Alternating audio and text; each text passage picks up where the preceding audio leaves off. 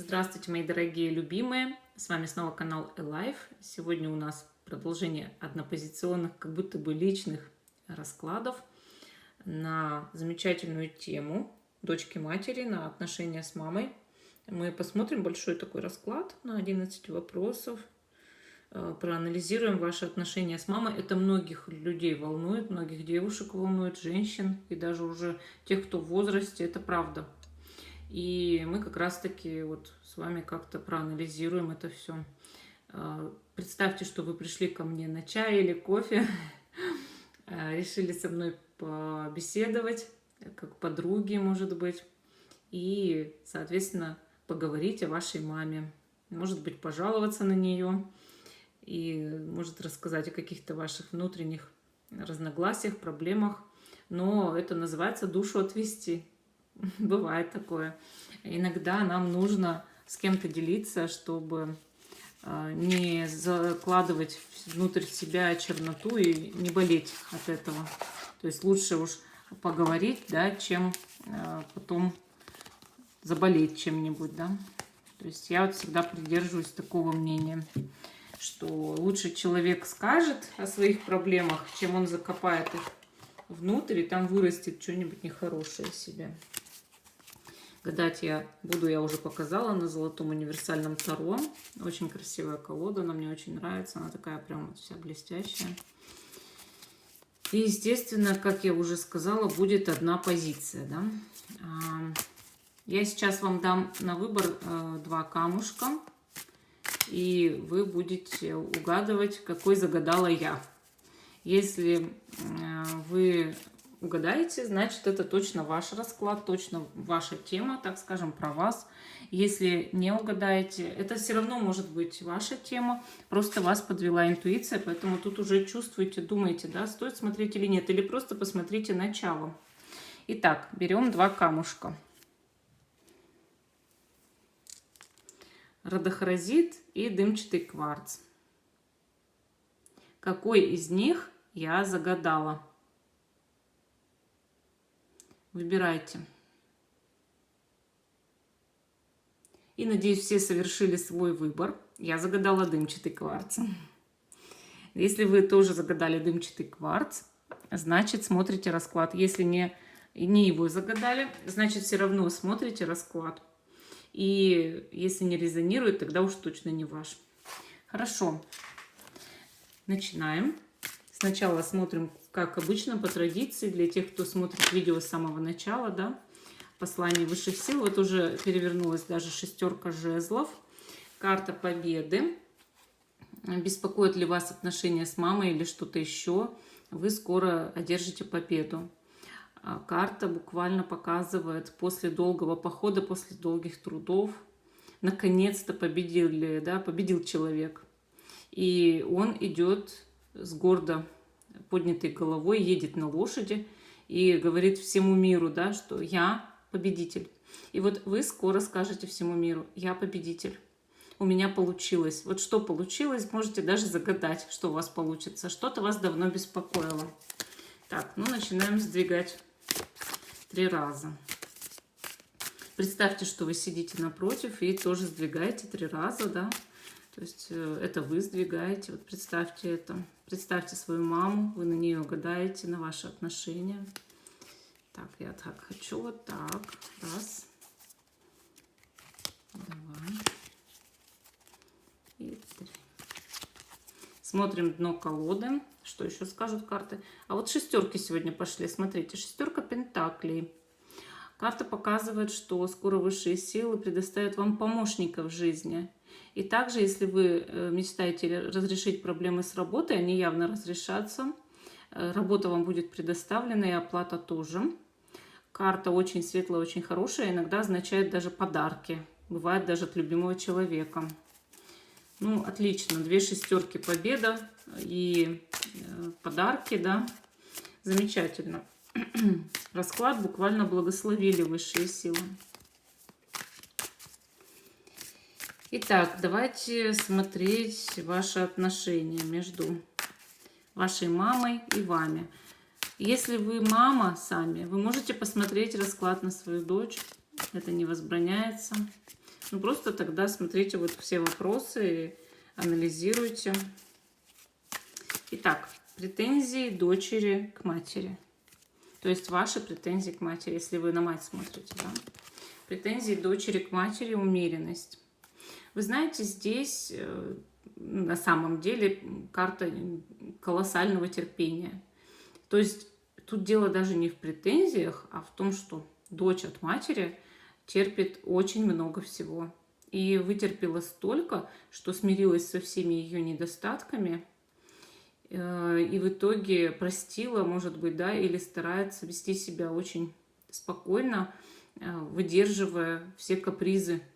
То есть до такой степени здесь дочь выполняет функцию ангела, и ангела терпения и смирения. Значит, мама в чем-то, скорее всего, превышала свои полномочия или зашкаливали капризы, потому что здесь совершенно точно годами воспитанное терпение, годами именно. То есть вот до такой степени. Так, интересно. Тут годами воспитанное терпение. Претензий, наверное, нет никакой, да? А просто вот уже все недостатки терпим. Претензии матери к дочери какие? Колесо. Так, я случайно перевернула. Я не читаю перевернутые арканы, сразу говорю. Колесо фортуны. Ну, раз все-таки вытащила перевернутым, вот так, если на то пошло, да, ей кажется, что дочь изменила ее судьбу. Раз перевернутый был все-таки аркан, давайте уж на то пошло, в худшую сторону, понимаете? Что, может быть, дочь родилась не вовремя, например. Или когда родилась, да, то принесла много проблем. Или из-за нее пришлось что-то менять в жизни кардинально, переезжать. Потом, значит, что еще? Разводиться, может быть, с мужем. Или там с отчимом еще и к тому же бывает такое даже. Вот знаете, как что-то такое, как кардинальное дочь внесла в жизнь матери. Кардинальное что-то конкретное. То есть идет ситуация, когда мама подсознательно обвиняет, предъявляет претензии дочери за то, что она вообще просто родилась. Интересно, интересно. Вы знаете, очень часто бывают беременности, которые случились спонтанно. Бывают беременности, которые сначала были желанные, а потом, допустим, муж перестал обращать внимание, ушел, оставил одну. И много пришлось пережить трудностей, вот понимаете? И колесо об этом и говорит, что кармически связаны дочь и мать, и дочь, родившись, сильно повлияла на жизнь матери, вот. Но мать же сама ее родила, своими действиями достигла того, чтобы дочь появилась, понимаете? Да и ни одна живая душа на эту землю не приходит просто так. То есть рождение всегда священно, однако многие люди этого не могут принять, понять. Они живут в своем эгоистичном мире и видят какие-то последствия, да, от другого человека и начинают внутренне, подсознательно, иногда и даже сознательно обвинять. Так, в чем права дочь здесь? В чем здесь права дочь? Девятка кубков. Девятка кубков показывает, что дочь абсолютно права, мама ведет жизнь в свое удовольствие. И только в удовольствие. Она сидит как будто бы много в жизни на одном месте, редко, например, выезжает куда-то, не ведет очень активного образа жизни, а скорее более пассивный, даже если работает, все равно живет в своей какой-то ракушке. И любит удовольствие, дорогие вещи, например, все себе. Бывает такое, что много кушает, у некоторых и прикладывается к чему-нибудь там, да, типа, аперитивчик, там, или пиво, или еще что-то. То есть по девятке кубков человек может сильно застрять в удовольствиях, понимаете? И дочь права в этом, что мама слишком эгоистично, пассивно и любит удовольствие.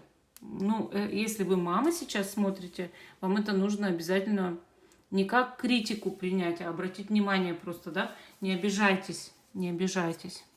Но это так.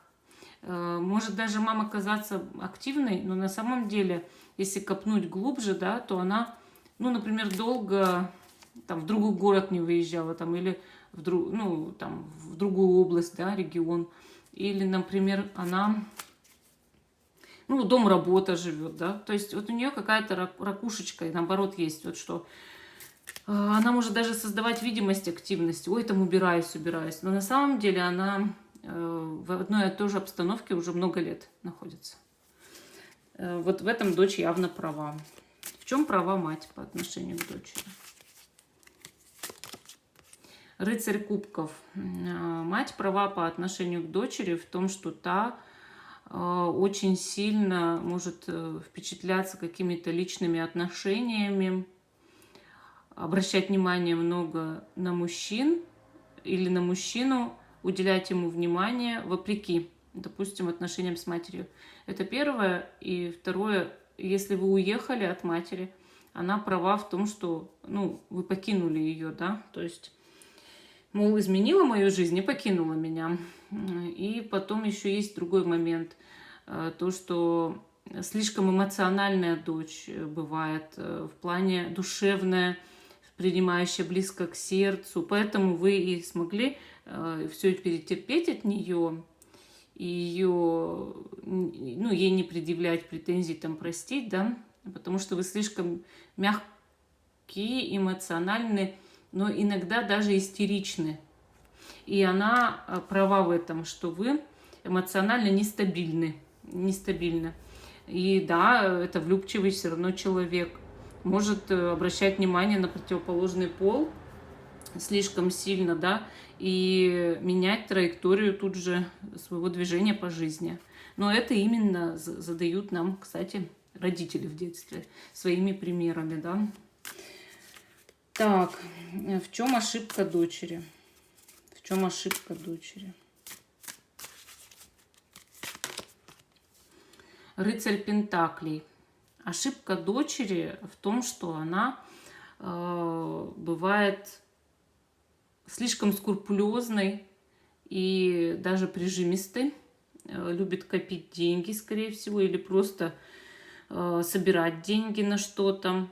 Ошибка дочери в медлительности, в такой капушести, да, когда нужно срочно было действовать, менять свою жизнь, она протормозила, она медленно развивалась в плане, там, допустим, например, профессиональном или тех же отношений, да, то есть влюбчивость есть, эмоциональность есть, но медленное развитие.